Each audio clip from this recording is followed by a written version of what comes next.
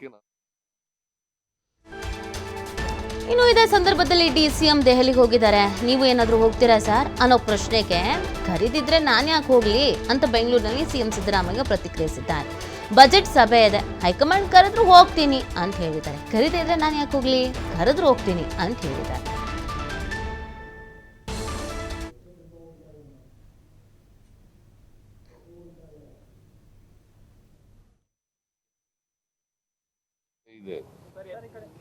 ಇಲ್ಲಿ ಕರೆದ್ರೆ ಹೋಗ್ತೀನಿ. ಇಲ್ಲಪ್ಪ, ನಾನು ಕರೀದಿನ ಯಾಕೆ ಹೋಗ್ಲಮ್ಮ? ಇಲ್ಲಿ ಕೆಲಸ ಇದೆ, ಬಜೆಟ್ ಪ್ರಿಪರೇಷನ್ ಕೆಲಸ ಇದೆ. ಇಲ್ಲಿ ಕರೆದ್ರೆ ಹೋಗ್ತೀನಿ. ಇಲ್ಲಪ್ಪ, ನಾನು ಕರೀದಿನ ಯಾಕೆ ಹೋಗ್ಲಮ್ಮ? ಇಲ್ಲಿ ಕೆಲಸ ಇದೆ, ಬಜೆಟ್ ಪ್ರಿಪರೇಷನ್ ಕೆಲಸ ಇದೆ. ಇಲ್ಲಿ ಕರೆದ್ರೆ ಹೋಗ್ತೀನಿ. ಇಲ್ಲಪ್ಪ, ನಾನು ಕರೀದಿನ ಯಾಕೆ ಹೋಗ್ಲ. ಎಸ್ ನೋಡಿ, ಇದು ಸಿದ್ದರಾಮಯ್ಯನವರ ಪ್ರತಿಕ್ರಿಯೆ. ಸಿಎಂ ಬೆಳಗ್ಗೆ ಡಿ.ಕೆ. ಶಿವಕುಮಾರ್ ಅವರು ಹೇಳಿದಂಥ ಸ್ಟೇಟ್ಮೆಂಟ್ಗಳಿಗೆ ಒಂದು ಕ್ಲಾರಿಟಿ ಕೊಡೋ ಕೆಲಸ ಮಾಡಿದ್ದಾರೆ. ಒಂದು, ಹೌದು ನಾನು ಇರಲ್ಲ, ದೆಹಲಿಗೆ ಹೋಗ್ತಾ ಇದ್ದೀನಿ ಅಂತ ಅವರು ಪತ್ರ ಬರೆದಿದ್ರು. ಪತ್ರದ ಮುಖಾಂತರವಾಗಿ ನಾನು ತಿಳಿಸೇ ದೆಹಲಿಗೆ ಹೋಗ್ತಾ ಇದ್ದಾರೆ ಅಂತಂದರೆ, ಇವತ್ತು ಬಜೆಟ್ ಪೂರ್ವಭಾವಿ ಸಭೆ ಇತ್ತಲ್ಲ, ಅದು ಕೂಡ ಡಿ.ಕೆ. ಶಿವಕುಮಾರ್ ಅವರ ಖಾತೆ ಈ ಅವ್ರಿಗೆ ಸಂಬಂಧಪಟ್ಟಂಥ ಇಲಾಖೆಯದ್ದೇ ಮೀಟಿಂಗ್ ಇದ್ರೂ ಯಾಕೆ ಹೋಗ್ತಿದ್ದಾರೆ, ನೀರಾವರಿ ಇಲಾಖೆದು ಅಂತ ಪ್ರಶ್ನೆ ಇತ್ತು, ಜಲಸಂಪನ್ಮೂಲ ಇಲಾಖೆದು ಅಂತ ಪ್ರಶ್ನೆ ಇತ್ತು. ಸೊ ಅದಕ್ಕೆ ಅವರು ಇಲ್ಲ, ನಂಗೆ ಪತ್ರ ಬರೆದು ಹೋಗಿದ್ದಾರೆ ಅಂತ ಹೇಳಿದ್ದಾರೆ. ಇನ್ನೊಂದು, ಕದ್ದು ಮುಚ್ಚಿ ನಮ್ಮ ಮಧ್ಯೆ ಮಾತುಕತೆ ಆಗಿಲ್ಲ ಅನ್ನೋದಕ್ಕೆ ಸ್ವಲ್ಪ ಸಿಟ್ಟಾಗಿದ್ದಾರೆ. ಅದು ನಂಗೆ ಗೊತ್ತಿಲ್ಲ, ಹೈಕಮಾಂಡ್ ಏನು ಹೇಳುತ್ತೋ ಅದನ್ನು ಕೇಳ್ತೀನಿ ಅಂತ ಸ್ವಲ್ಪ ಅಗ್ರೆಸಿವ್ ಆಗಿ ರಿಯಾಕ್ಟ್ ಆಗಿದ್ದಾರೆ. ಇನ್ನೊಂದು ವಿಚಾರ, ಡಿ.ಕೆ. ಶಿವಕುಮಾರ್ ದೆಹಲಿಗೆ ಹೋಗ್ತಾ ಇದ್ದಾರೆ, ನೀವೇನಾದರೂ ಹೋಗ್ತೀರಾ ಅನ್ನುವಂಥ ಪ್ರಶ್ನೆಗೆ ನಾನು ಯಾಕೆ ಹೋಗಲಿ ಅಂತ ಕೇಳಿದ್ದಾರೆ. ಮಾಹಿತಿ ನೀಡ್ತಾರೆ ಇದ್ರ ಬಗ್ಗೆ ಮತ್ತಷ್ಟು. ಪ್ರತಿನಿಧಿ ಸ್ವಾಮಿ ಲೈವ್ನಲ್ಲಿ ಜಾಯ್ನ್ ಆಗ್ತಾ ಇದ್ದಾರೆ. ಸ್ವಾಮಿ, ಯತೀಂದ್ರ ಅವರ ಸ್ಟೇಟ್ಮೆಂಟ್ನ ನಂತರ ರಾಜಕಾರಣದಲ್ಲಿ ಒಂದಷ್ಟು ಬೆಳವಣಿಗೆ ಅಂತೂ ಆಗ್ತಾ ಇದೆ. ತ್ವರಿತಗತಿಯಲ್ಲಿ ಸ್ಟೇಟ್ಮೆಂಟ್ಗಳ ಮೇಲೆ ಸ್ಟೇಟ್ಮೆಂಟನ್ನು ಕೊಡಲಾಗ್ತಾ ಇದೆ. ಬಟ್ ಸಿಎಂ ಸಿದ್ದರಾಮಯ್ಯನವರು ಇದ್ರ ಬಗ್ಗೆ ಎಲ್ಲೂ ಪ್ರತಿಕ್ರಿಯೆ ಕೊಡ್ತಿರ್ಲಿಲ್ಲ. ಏನು ಗೊತ್ತಿದ್ದು ಗೊತ್ತಿಲ್ಲದಿದ್ದೋ ಥರ ಸೈಲೆಂಟ್ ಆಗಿದ್ರು. ಇವತ್ತು ಕೇಳಿದಂಥ ಕೆಲವು ಪ್ರಶ್ನೆಗಳಲ್ಲಿ ಒಂದು ಪ್ರಶ್ನೆಗೆ ಸ್ವಲ್ಪ ಅಗ್ರೆಸಿವ್ ಆಗಿ ಉತ್ತರ ಕೊಟ್ಟಿದ್ದಾರೆ. ಕದ್ದು ಮುಚ್ಚಿ ಮಾತಾಡಿಲ್ಲ ಅನ್ನುವಂಥ ಡಿ.ಕೆ. ಶಿವಕುಮಾರ್ ಅವರ ಹೇಳಿಕೆಗೆ ಅದು ನಂಗೆ ಗೊತ್ತಿಲ್ಲ, ಅವ್ರನ್ನ ಕೇಳ್ಕೊಳ್ಳಿ ಅಂತ ಹೇಳಿದ್ದಾರೆ. ಏನು ನಡೀತಾ ಇದೆ, ಅಸಮಾಧಾನ ಇರೋದು ಮಾತಲ್ಲೇ ಗೊತ್ತಾಗ್ತಾ ಇರೋ ಥರ ಇದೆ.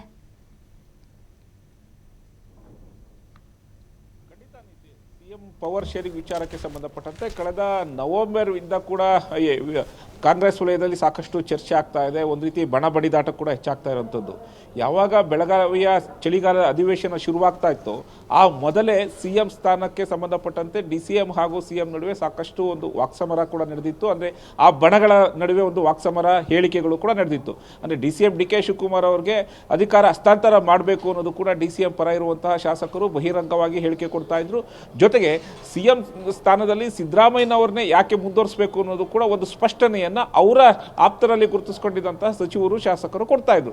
ಇದು ಪಕ್ಷಕ್ಕೆ ಹೆಚ್ಚಾಗಿ ಡ್ಯಾಮೇಜ್ ಆಗ್ತಾ ಇತ್ತು. ಆ ನಂತರ ಹೈಕಮಾಂಡ್ ನಾಯಕರು ಪರೋಕ್ಷವಾಗಿ ಒಂದು ಸಂದೇಶವನ್ನು ಕಳಿಸಿದ್ರು. ಅಂದರೆ ಬಹಿರಂಗವಾಗಿ ಯಾರು ಮಾತಾಡಬೇಡಿ ಎಂಬ ಹೇಳಿಕೆಯನ್ನು ಕೊಟ್ಟು ಖಡಕ್ ಸಂದೇಶವನ್ನು ಕೊಟ್ಟಿದ್ರು.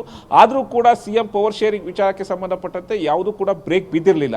ಆದರೆ ಆ ನಡುವೆ ಒಂದಿಷ್ಟು ಹಿರಿಯ ಶಾಸಕರು ಸೇರಿದಂತೆ ಸಚಿವರು ಹೈಕಮಾಂಡ್ಗೆ ಮನವಿ ಮಾಡಿದ್ರು. ಹೈಕಮಾಂಡ್ ಎಂಟ್ರಿ ಆಗಬೇಕು, ಇದಕ್ಕೆ ಫುಲ್ ಸ್ಟಾಪ್ ಹಾಕಬೇಕು, ಇಲ್ಲಾಂದರೆ ಪಕ್ಷಕ್ಕೆ ಸಾಕಷ್ಟು ಡ್ಯಾಮೇಜ್ ಆಗುತ್ತೆ ಎಂಬ ಮನವಿಯನ್ನು ಮಾಡಿದರು. ಅದು ಕೂಡ ಅದಕ್ಕೆ ಯಾವುದೇ ಆದಂಥ ಒಂದು ಎಫರ್ಟ್ ಆಗಿರಲಿಲ್ಲ. ಆದರೆ ಈಗ ಮತ್ತೆ ಸಿಎಂ ಪವರ್ ಶೇರಿಂಗ್ ವಿಚಾರ ಸಾಕಷ್ಟು ಚರ್ಚೆ ಆಗ್ತಾ ಇದೆ. ಅದರಲ್ಲೂ ಯತೀಂದ್ರ ಸಿದ್ದರಾಮಯ್ಯನವರು ಒಂದು ಹೇಳಿಕೆ ಕೊಟ್ಟರು. ಅಂದರೆ ಇನ್ನು ಉಳಿದ ವರ್ಷಗಳ ಕಾಲ ಸಿಎಂ ಸ್ಥಾನದಲ್ಲಿ ಸಿದ್ದರಾಮಯ್ಯನವರೇ ಮುಂದುವರಿತಾರೆ, ಹೈಕಮಾಂಡ್ ಕೂಡ ಇದಕ್ಕೆ ಗ್ರೀನ್ ಸಿಗ್ನಲ್ ಕೊಟ್ಟಾಗಿದೆ ಎಂಬ ಹೇಳಿಕೆಯನ್ನು ಯಾವಾಗ ಕೊಟ್ಟರೋ ಆವತ್ತಿನಿಂದ ಮತ್ತೆ ಸಿಎಂ ಪವರ್ ಶೇರಿಂಗ್ ವಿಚಾರಕ್ಕೆ ಸಾಕಷ್ಟು ಚರ್ಚೆ ಆಗ್ತಾ ಇದೆ. ಒಂದಿಷ್ಟು ಬಿಗಿ ಪಟ್ಟುಗಳನ್ನು ಕೂಡ ಡಿ.ಸಿ.ಎಂ ಡಿ.ಕೆ. ಶಿವಕುಮಾರ್ ಆಗ್ತಾ ಇರುವಂಥದ್ದು. ಈಗಾಗಲೇ ಅವರ ಆಪ್ತರಲ್ಲಿ ಗುರುತಿಸ್ಕೊಂಡಿರುವಂಥ ಶಾಸಕರು ಕೂಡ ಮತ್ತೆ ಹೇಳಿಕೆಗಳನ್ನು ಕೊಡ್ತಾ ಇದ್ದಾರೆ. ಡಿ.ಸಿ.ಎಂ ಅವರಿಗೆ ಸಿಎಂ ಸ್ಥಾನ ಕೊಡಬೇಕು, ಯಾವ ಏನು ತೀರ್ಮಾನ ಆಗಿತ್ತು, ಅಂದರೆ ಹೈಕಮಾಂಡ್ ನಾಯಕರ ಮುಂದೆ ತೀರ್ಮಾನ ಆಗಿತ್ತು, ಅದರಂತೆ ಸಿಎಂ ಸಿದ್ದರಾಮಯ್ಯನವರು ನಡ್ಕೊಳ್ಬೇಕು, ಸಿಎಂ ಸ್ಥಾನ ತ್ಯಜಿಸಬೇಕು ಅನ್ನೋದು ಕೂಡ ಈಗಾಗಲೇ ಹೇಳಿಕೆ ಕೊಡ್ತಾ ಇರುವಂಥದ್ದು. ಜೊತೆಗೆ ಅಧಿಕಾರಕ್ಕೆ ತರುವಲ್ಲಿ ಡಿ.ಸಿ.ಎಂ ಡಿ.ಕೆ. ಶಿವಕುಮಾರ್ ಸಾಕಷ್ಟು ಕಾರ್ಯಪ್ರವೃತ್ತರಾಗಿದ್ದರು, ಸಾಕಷ್ಟು ಜವಾಬ್ದಾರಿಯನ್ನು ಹೊತ್ತಿದ್ದಾರೆ. ಹಾಗಾಗಿ ಅವರಿಗೆ ಸ್ಥಾನ ಕೊಡಲೇಬೇಕು ಅನ್ನೋದು ಕೂಡ ಈಗ ಡಿ.ಸಿ.ಎಂ ಬಣದಲ್ಲಿ ಗುರುತಿಸಿಕೊಂಡಿರುವಂಥ ಶಾಸಕರು ಹೇಳ್ತಾ ಇರುವಂಥದ್ದು. ಹಾಗಾಗಿ ಒಂದು ಕಡೆ CM ಈಗಾಗಲೇ ಬಜೆಟ್ ಸಿದ್ಧತೆಯಲ್ಲಿದ್ದಾರೆ, ಪೂರ್ವಭಾವಿ ಸಭೆಗಳನ್ನು ನಡೆಸ್ತಾ ಇದ್ದಾರೆ. ಆಯಾ ಇಲಾಖೆಗಳಿಗೆ ಸಂಬಂಧಪಟ್ಟಂತೆ ಯಾವ್ಯಾವ ಹೊಸ ಯೋಜನೆಗಳನ್ನು ರೂಪಿಸಬೇಕು, ಯಾವ ಹೊಸ ಯೋಜನೆಗಳನ್ನು ಕೊಡಬೇಕು, ಕ್ಷೇತ್ರಗಳಿಗೆ ಸಂಬಂಧಪಟ್ಟಂತೆ ಅನುದಾನಗಳು ಪಟ್ಟಿ ಎಷ್ಟಿದೆ ಅನ್ನೋದು ಸಂಪೂರ್ಣ ಮಾಹಿತಿಯನ್ನು ಸಂಬಂಧಪಟ್ಟಂಥ ಸಚಿವರು ಹಾಗೂ ಅಧಿಕಾರಿಗಳ ಬಳಿ ಪಡ್ಕೊಳ್ತಾ ಇದ್ದಾರೆ. ಈ ನಡುವೆ ಅಂದರೆ ಇವತ್ತು ಜಲಸಂಪನ್ಮೂಲ ಇಲಾಖೆಯ ಒಂದು ಬಜೆಟ್ ಪೂರ್ವಭಾವಿ ಸಭೆ ಕೂಡ ಇತ್ತು. ಆದರೆ ಈ ನಡುವೆ CM DK ಶಿವಕುಮಾರ್ ಅವರು ದೆಹಲಿಗೆ ಹೋಗಿರೋದು ಸಾಕಷ್ಟು ಕುತೂಹಲಕ್ಕೆ ಈಡ್ ಮಾಡಿಕೊಟ್ಟಿರುವಂಥದ್ದು. ಅಂದರೆ ಒಂದು ಕಡೆ ಬಜೆಟ್ ಪೂರ್ವಭಾವಿ ಸಭೆಯಲ್ಲಿ ಯಾಕೆ ಅಟೆಂಡ್ ಆಗ್ತಾ ಇಲ್ಲ ಅನ್ನೋದು ಕೂಡ ಸಾಕಷ್ಟು ಪ್ರಶ್ನೆಗಳು ಉದ್ಭವ ಆಗ್ತಾ ಇರೋದು, ಸಾಕಷ್ಟು ಕುತೂಹಲ ಕೂಡ ಇರುವಂಥದ್ದು. ಈ ಹಿನ್ನೆಲೆಯಲ್ಲಿ ಇವತ್ತು CM ಸಿದ್ದರಾಮಯ್ಯನವರು ಸ್ಪಷ್ಟನೆ ಕೊಟ್ಟಿದ್ದಾರೆ. ಅಂದರೆ ದೆಹಲಿಗೆ ಹೋಗಬೇಕಾದ ಕಾರಣ ಒಂದು ಪತ್ರ ಬರೆದಿದ್ರು, ಹಾಗಾಗಿ ದೆಹಲಿಗೆ ಹೋಗ್ತಾ ಇದ್ದಾರೆ. ಅಸ್ಸಾಂ ಚುನಾವಣೆ ಇದೆ, ಅದರ ಜವಾಬ್ದಾರಿ ಕೊಟ್ಟಿದ್ದಾರೆ, ಉಸ್ತುವಾರಿ ಕೊಟ್ಟಿದ್ದಾರೆ. ಅಲ್ಲಿಗೆ ಹಾಗಾಗಿ ಹೈಕಮಾಂಡ್ ನಾಯಕರನ್ನ ಭೇಟಿಯಾಗಿ ಅಲ್ಲಿ ಸಿದ್ಧತೆಗಳನ್ನು ಮಾಡ್ಕೊಳ್ಳೋದಕ್ಕೆ ಹೋಗ್ತಾ ಇದ್ದಾರೆ. ಇದಕ್ಕಾಗಿ ನನಗೆ ವಿಚಾರ ತಲುಪಿಸಿದ್ದಾರೆ ಎಂಬ ಹೇಳಿಕೆಯನ್ನು CM ಸಿದ್ದರಾಮಯ್ಯನವರು ಸ್ಪಷ್ಟನೆ ಕೊಟ್ಟಿದ್ರು. ಆದರೆ ಈ ಬಜೆಟ್ ಪೂರ್ವ ಸಭೆಗಳು ನಡೀತಾ ಇದೆ. ಒಂದು ಕಡೆ ಬಜೆಟ್ ಮಂಡನೆಗೆ CM ಸಿದ್ದರಾಮಯ್ಯನವರು ರೆಡಿ ಆಗ್ತಾ ಇದ್ದಾರೆ. ಈ ನಡುವೆ ಮತ್ತೆ CM ಪವರ್ ಶೇರಿಂಗ್ ವಿಚಾರ ಸಾಕಷ್ಟು ಕಾವು ಪಡೆದಿದೆ. ಈ ಬೆನ್ನಲ್ಲೇ ಯಾವಾಗ ಯತೀಂದ್ರ ಸಿದ್ದರಾಮಯ್ಯನವರು ಹೇಳಿಕೆ ಕೊಟ್ಟರು, ಆ ಹೇಳಿಕೆ ಬೆನ್ನಲ್ಲೇ ದೆಹಲಿಗೆ ಹೈಕಮಾಂಡ್ ನಾಯಕರನ್ನ ಭೇಟಿಗೆ ಸಾಕಷ್ಟು ಪ್ರಯತ್ನ ಪಟ್ಟರು. ಹಾಗಾಗಿ ಇವತ್ತು ಅಸ್ಸಾಂ ಚುನಾವಣೆಗೆ ಸಂಬಂಧಪಟ್ಟಂತೆ ಅಲ್ಲಿ ಒಂದಿಷ್ಟು ಮೀಟಿಂಗ್ಗಳಿದೆ. ಆ ಪ್ರಿಯಾಂಕಾ ಗಾಂಧಿ ಅವರ ನೇತೃತ್ವದಲ್ಲಿ ಒಂದು ಮೀಟಿಂಗ್ ನಡೆಯುತ್ತೆ. ಅಲ್ಲಿ ಪ್ರಿಯಾಂಕಾ ಗಾಂಧಿ ಹಾಗೂ ಹೈಕಮಾಂಡ್ ನಾಯಕರನ್ನ ಭೇಟಿಯಾಗಿ ಮತ್ತೆ ಆ CM ಸ್ಥಾನದ ವಿಚಾರವನ್ನು ಕೂಡ ಮುಂದಿಡುವ ಸಾಧ್ಯತೆಗಳು ಇದೆ. ಯಾಕೆಂದರೆ ಈ ಹಿಂದೆ CM ಪವರ್ ಶೇರಿಂಗ್ ವಿಚಾರಕ್ಕೆ ಸಂಬಂಧಪಟ್ಟಂತೆ ಹೈಕಮಾಂಡ್ ನಾಯಕರ ಭೇಟಿಗೆ ಸಾಕಷ್ಟು ಪ್ರಯತ್ನ ಪಟ್ಟಿದ್ರು. ರಾಹುಲ್ ಗಾಂಧಿಯವರ ಒಂದು ಸಮಯಾವಕಾಶಕ್ಕೆ 2-3 ಬಾರಿ ದೆಹಲಿಗೆ ಹೋಗಿದ್ರು, ಆದರೂ ಕೂಡ ಅದು ಕೈಗೂಡಿರಲಿಲ್ಲ. ಜೊತೆಗೆ ಹೈಕಮಾಂಡ್ ರಾಹುಲ್ ಗಾಂಧಿ ಸೇರಿದಂತೆ ಸೋನಿಯಾ ಗಾಂಧಿ ಆಪ್ತರಿರುವಂತಹ ನಾಯಕರನ್ನ ಭೇಟಿಯಾಗಿ ಅವರ ಮೂಲಕ ಒಂದು ಸಂದೇಶವನ್ನು ತಲುಪಿಸೋದಕ್ಕೂ ಕೂಡ CM DK ಶಿವಕುಮಾರ್ ಸಾಕಷ್ಟು ತೆರೆಮರೆಯ ಕಸರತ್ತನ್ನು ಮಾಡಿದ್ರು. ಆದರೆ ಈಗ ಬಿಗಿಪಟ್ಟನ್ನು ಹಿಡಿದಿರುವಂತಹ CM DK ಶಿವಕುಮಾರ್ ನೇರವಾಗಿ ಹೈಕಮಾಂಡ್ ನಾಯಕರ ಬಳಿ ಚರ್ಚೆ ಮಾಡಬೇಕು ಅನ್ನೋದು ಕೂಡ ಒಂದು ಹಠಕ್ಕೆ ಬಿದ್ದಿರುವಂಥದ್ದು. ಈ ಹಿನ್ನೆಲೆಯಲ್ಲಿ ಇವತ್ತಿನ ದೆಹಲಿ ಪ್ರವಾಸ ಸಾಕಷ್ಟು ಕುತೂಹಲ ಮೂಡಿಸಿದೆ. ಅಸ್ಸಾಂ ಚುನಾವಣೆಗೆ ಸಂಬಂಧಪಟ್ಟಂತೆ ಮೀಟಿಂಗ್ ಆದಮೇಲೆ ಹೈಕಮಾಂಡ್ ನಾಯಕರನ್ನ ಭೇಟಿಯಾಗಿ ಯಾವ ಪ್ರಸ್ತಾಪವನ್ನು ಇಡ್ತಾರೆ, ಯಾವ ಗಡುವು ಕೊಡ್ತಾರೆ ಅನ್ನೋದು ಕೂಡ ಸಾಕಷ್ಟು ಕುತೂಹಲ ಮೂಡಿಸ್ತಾ ಇದೆ. ಒಂದು ಕಡೆ ಪ್ರಿಯಾಂಕಾ ಗಾಂಧಿ ಅವರನ್ನ ಭೇಟಿ ಮಾಡಿ ಅಲ್ಲಿ ತಮ್ಮ CM ಸ್ಥಾನದ ವಿಚಾರಕ್ಕೆ ಸಂಬಂಧಪಟ್ಟಂತೆ ಚರ್ಚೆ ಮಾಡ್ತಾರಾ, ಅಥವಾ ಸೋನಿಯಾ ಗಾಂಧಿ ಅವರ ಭೇಟಿಗೆ ಅವಕಾಶ ಕೊಡ್ತಾರಾ, ಅಥವಾ ರಾಹುಲ್ ಗಾಂಧಿ ಅವರ ಭೇಟಿಗೆ ಅವಕಾಶ ಕೇಳ್ತಾರ ಅನ್ನೋದು ಸಾಕಷ್ಟು ಕುತೂಹಲ ಮೂಡಿಸ್ತಾ ಇದೆ.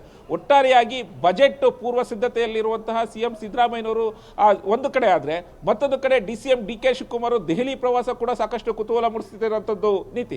ಓಕೆ ಸ್ವಾಮಿ, ಇನ್ನೊಂದು ಈ ಹಿಂದೆನೂ ಕೂಡ ಈ ಥರ ಚರ್ಚೆಗಳಾಯಿತು, ಸುಮಾರು ಬಾರಿ ಚರ್ಚೆಗಳಾದ್ರೂ ಹೈಕಮಾಂಡ್ನ ನಾಯಕರು ಏನೋ ಒಂದು ಸಬೂಬ್ ಹೇಳ್ಕೊಂಡು ಅಥವಾ ಸಮಾಧಾನ ಮಾಡಿಕೊಂಡು ಇಲ್ಲಿವರೆಗೂ ಅದನ್ನು ಮುಂದುವರಿಸ್ಕೊಂಡು ಬಂದರು. ಇಲ್ಲ ಇರಿ ಹೇಳ್ತೀವಿ, ಇಲ್ಲ ನೋಡೋಣ ಇರಿ ಅಂತ ಎರಡೂ ಕಡೆ ಅವ್ರಿಗೆ ಸಮಾಧಾನ ಮಾಡ್ಕೊಂಡು. ಆದರೆ ಈ ಬಾರಿ ಹಾಗಾಗ್ತಾ ಇಲ್ಲ. ಹೈಕಮಾಂಡ್ನ ನಾಯಕರು ಯಾವುದೇ ರೀತಿ ಪ್ರತಿಕ್ರಿಯೆ ಕೊಡ್ತಾ ಇಲ್ಲ, ಯಾರನ್ನು ಕರೆಸ್ತಾ ಇಲ್ಲ, ಯಾರ ಜೊತೆಗೂ ಮಾತಾಡ್ತಾ ಇಲ್ಲ.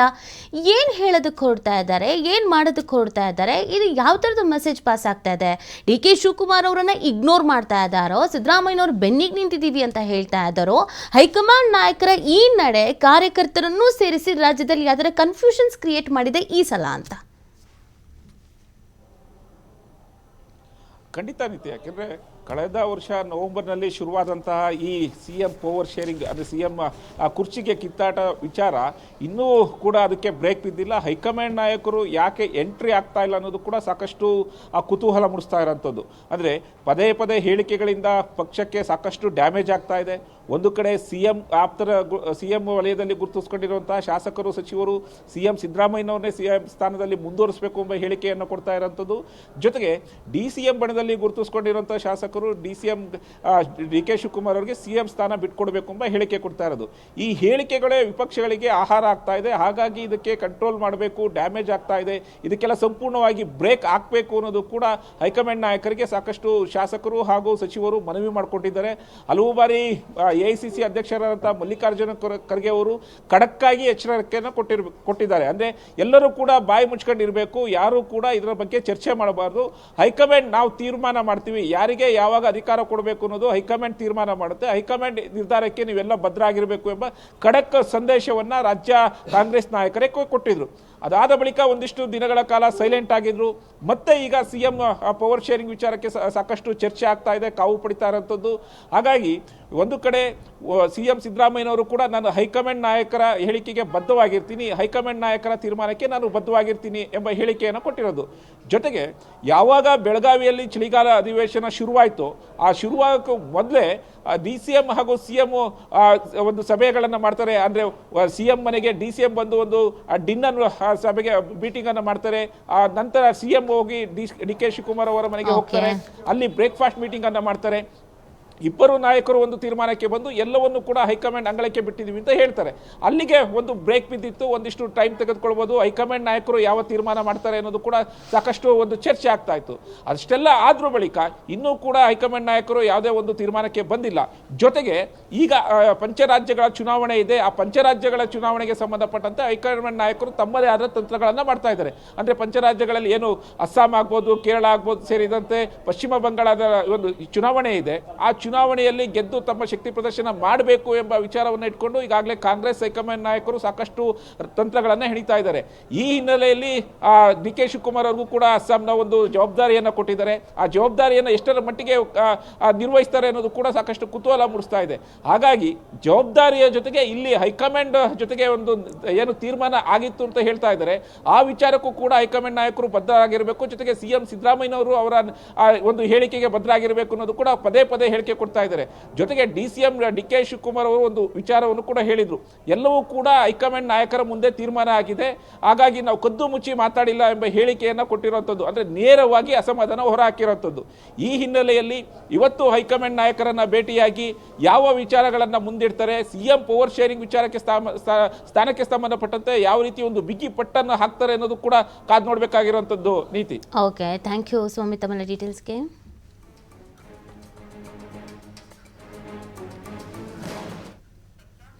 ವಿಧಾನಸೌಧದ ಮುಂಭಾಗ ರೈತನ ಪ್ರತಿಭಟನೆಗಾಗಿ ಶ್ರೀಗಂಧದ ಮರವನ್ನೇ ಕತ್ತರಿಸಿದ ರೈತ. ವಿಧಾನಸೌಧದ ಗೇಟ್ ಮುಂಭಾಗದಲ್ಲಿ ಬೆಳೆದಿದ್ದ ಮರ, ರೈತ ಬೆಳೆಸಿದ 30 ಮರಗಳನ್ನು ಕಡಿದಿದ್ದ ಸರ್ಕಾರ. ಅಭಿವೃದ್ಧಿ ಹೆಸರಿನಲ್ಲಿ ಮರಗಳನ್ನು ಕಡಿದಿತ್ತು ಸರ್ಕಾರ. ಶಕ್ತಿಸೌಧದ ಮುಂಭಾಗದ ಮರ ಕಡಿದು ಆಕ್ರೋಶವನ್ನು ವ್ಯಕ್ತಪಡಿಸಿರೋದು. ಮರ ಕಡಿದ ರೈತನನ್ನ ವಶಕ್ಕೆ ಪಡೆದಿದ್ದಾರೆ ಪೊಲೀಸರು. ನೋಡಿ, ವಿಧಾನಸೌಧದ ಗೇಟ್ ಮುಂಭಾಗದಲ್ಲಿ ಬೆಳೆದಿರೋ ಮರವನ್ನೇ ಕಡಿದಿರೋದು ರೈತ. ಯಾಕಂದರೆ ರೈತ ಬೆಳೆದಿದ್ರಂತೆ, ಆ ರೈತ ಬೆಳೆಸಿದ 30 ಮರಗಳನ್ನು ಸರ್ಕಾರ ಕಡಿದಿತ್ತು. ಏನಕ್ಕೆ ಅಂತಂದರೆ ಅಭಿವೃದ್ಧಿ ಹೆಸರಿನಲ್ಲಿ. ಅದಕ್ಕೆ ಆಯಿತು ಇರಿ, ನಮ್ಮ ಮರನ ಕಡಿತೀರಾ ಅಲ್ವಾ ಅಂತ ಹೇಳಿ ಬಂದು ವಿಧಾನಸೌಧದ ಮುಂಭಾಗ ಇದ್ದಂಥ ಮರವನ್ನು ಕಡಿತ ಮಾಡಿರೋದು. ಇದೆಲ್ಲ ಬೇಡ.